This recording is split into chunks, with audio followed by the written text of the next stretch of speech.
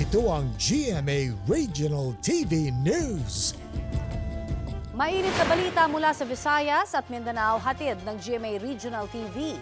Marami pa rin botante na nasa vulnerable sector ang hindi pa rin po nakakaboto sa isang polling precinct dyan sa Cebu City. Cecil, kamusta ang sitwasyon dyan?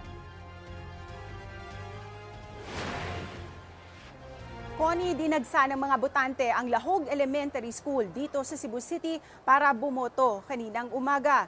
At hanggang sa ngayon, marami pang mga botante na mga senior citizen at PWD ang hindi pa rin nakaboboto dahil sa hinihintay pa ang kanilang mga balota mula sa kani-kanilang mga polling precinct.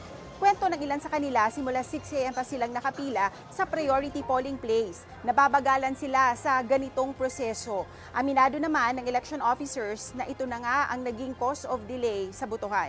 Mas marami ring botante ngayon sa mga clustered precincts na aabot sa halos 1,000 voters. Last 2022 elections kasi nasa 500 plus voters lang ito. Ayon naman sa ilang senior citizens, willing to wait sila upang makaboto. Dahil para sa kanila, karapatan nila ito at obligasyon sa bayan. So far, wala namang aberya sa mga automated counting machines ngayong umaga. May mga contingency ACMs din ang eskwelahan kung magkaproblema man ang mga ACMs. At kahit mahaba ang pila at mainit ang panahon, pumipila pa rin ang mga botante. Dito sa Lahog Elementary School, mahigit 35,000 ang registered voters. Naglagay na rin ng malalaking tarpaulin dito sa eskwelahan para mahanap ng mga botante ang kanilang mga polling precinct. Meron ding mapa kung saang building at classroom sila pupunta.